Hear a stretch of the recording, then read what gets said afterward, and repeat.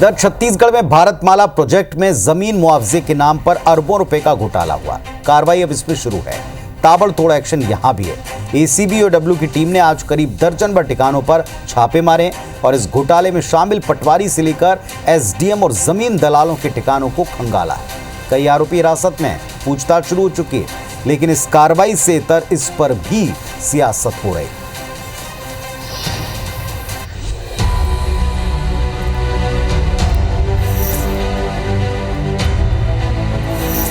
Bharatmala project में करोड़ों रुपए के वारे न्यारे करने वाले अफसरों पर एसीबी और ईओडब्ल्यू का शिकंजा कसता जा रहा है।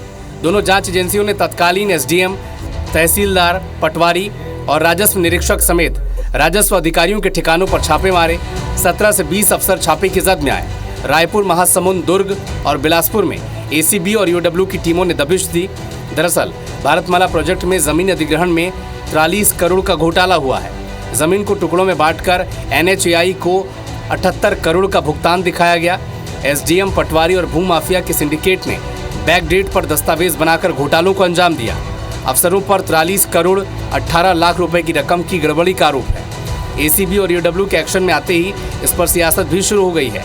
नेता प्रतिपक्ष डॉक्टर चरणदास महंत ने घोटाले को लेकर पिछले दिनों प्रधानमंत्री कार्यालय को पत्र लिखा था। महंत ने दावा किया कि उनकी चिट्ठी पर सरकार ने संज्ञान लिया है। वहीं बीजेपी ने पलटवार किया कि भारतमाला घोटाला कांग्रेस सरकार में हुआ है। मैंने तो भारतमाला के जांच के लिए सीबीआई की मांग की थी।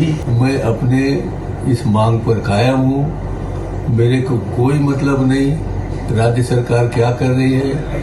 मैंने तो मांग की है कि सीबीआई की जांच होनी चाहिए। ईओडब्ल्यू तेज गति से उस मामले की जांच कर रही है और निश्चित रूप से जो भी दोषी होगा वो पकड़ा जाएगा, उन पर कानूनी सम्मत कार्यवाही होगी। हमारी सरकार भ्रष्टाचार के खिलाफ लगातार कार्रवाई कर रही है। भ्रष्टाचार पर जीरो टॉलरेंस की नीति हमारी सरकार की है। छत्तीसगढ़ विधानसभा की बजट सत्र में भारतमाला प्रोजेक्ट का मामला खूब गरमाया था, जिसके चलते सरकार ने इसकी जांच ईओडब्ल्यू को सौंपी थी। लेकिन करीब महीने भर बाद अब एक्शन शुरू हुआ है। लेकिन बड़ा सवाल यह है कि क्या करोड़ों रुपए के इस खेल में बड़ी मछलियां भी कार्रवाई की जद में आएंगी, या फिर केवल पटवारी, तहसीलदार या कुछ जमीन के दलाल को निपटाकर मामला ठंडा पड़ जाएगा। राजेश राज, IBC 24, रायपुर। तो अभी तो कार्रवाई शुरू हुई है और ये प्रोजेक्ट केंद्र का है, लेकिन इसको लेकर के विकास के कई सपने संजोए गए। एक महत्वपूर्ण और महत्वाकांक्षी प्रोजेक्ट में अगर इतना बड़ा घपला घोटाला हो सकता है, तो फिर जहां एक तरफ सवाल डबल इंजन सरकार पर उठाए गए, तो सरकार ने इस पर एक्शन लेकर भी जता दिया कि एक भी दोषी बख्शा नहीं जाएगा। फाइनल क्या रिजल्ट निकलता है और कितने नपते हैं, इस पर नजर और इंतजार दोनों रहेगा।